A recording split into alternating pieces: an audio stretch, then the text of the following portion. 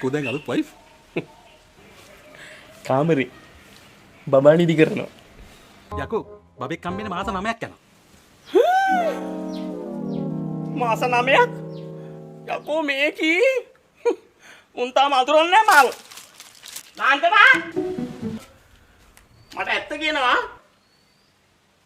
බබෙක් කම්බෙන්න මාස කීයක් යනවද? මාස 9යිනේ. ඕන කෙනෙක් දන්නවනේ මාස 9ක් කියලා. ඒ කියන්නේ තමුසේ මාව ඇඳුවානේ.